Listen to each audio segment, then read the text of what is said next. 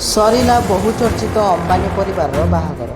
ଅନନ୍ତ ଅମ୍ବାନୀଙ୍କ ହାତ ଧରିଲେ ବାନ୍ଧବୀ ରାଧିକା ମର୍ଚ୍ଚା। ସମ୍ପୂର୍ଣ୍ଣ ହେଲା ଦେଶର ବହୁଚର୍ଚ୍ଚିତ ଅମ୍ବାନୀ ପରିବାରର ବିବାହ କାର୍ଯ୍ୟକ୍ରମ। ଶୁଭ ମୁହୂର୍ତ୍ତରେ ଅନନ୍ତ ଅମ୍ବାନୀଙ୍କ ହାତ ଧରିଲେ ବାନ୍ଧବୀ ରାଧିକା ମର୍ଚ୍ଚା। ଏହି ସମାରୋହରେ ଦେଶ ବିଦେଶର ବହୁ ବିଶିଷ୍ଟ ବ୍ୟକ୍ତି ସାମିଲ ହୋଇଛନ୍ତି। ରାଜନୀତିଠାରୁ ଆରମ୍ଭ କରି ସିନେମା, କ୍ରୀଡ଼ା, ସଙ୍ଗୀତ ଏବଂ ବ୍ୟବସାୟ କ୍ଷେତ୍ରର ଅନେକ ବଡ଼ ଚେହେରା ଏହି କାର୍ଯ୍ୟକ୍ରମରେ ନଜର ଆସିଥିଲେ। ବ୍ରିଟେନର ପୂର୍ବତନ ପ୍ରଧାନମନ୍ତ୍ରୀ ଟୋନି ବ୍ଲେୟାର, ପଶ୍ଚିମବଙ୍ଗର ମୁଖ୍ୟମନ୍ତ୍ରୀ ମମତା ବାନାର୍ଜୀ, ବଲିଉଡ୍ ତାରକା ଅମିତାଭ ବଚ୍ଚନ, ସଲମାନ ଖାନ, ଶାହରୁଖ ଖାନ, ହ୍ରିତିକ ରୋଶନଙ୍କ ସମେତ ବଲିଉଡ୍ ଓ କ୍ରିକେଟ ଜଗତର ବିଭିନ୍ନ ବଡ଼ ଚେହେରା ଏହି ବିବାହ କାର୍ଯ୍ୟକ୍ରମରେ ସାମିଲ ହୋଇଥିଲେ। ମୁମ୍ବାଇର ଜିଓ ୱାର୍ଲ୍ଡ କନଭେନସନ୍ ସେଣ୍ଟରରେ ଭାରତରେ ଏକ ନମ୍ବର ଧନୀ ମୁକେଶ ଅମ୍ବାନୀଙ୍କ ସାନ ପୁଅ ଅନନ୍ତ ଅମ୍ବାନୀଙ୍କ ବିବାହ କାର୍ଯ୍ୟକ୍ରମ ମହା ଆଡ଼ମ୍ବରରେ ସମ୍ପୂର୍ଣ୍ଣ ହୋଇଛି।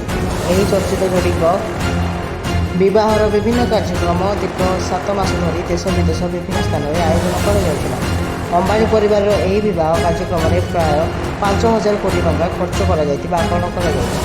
ରିପୋର୍ଟ ଜାଗ୍ରତ 24 ନ୍ୟୁଜ୍।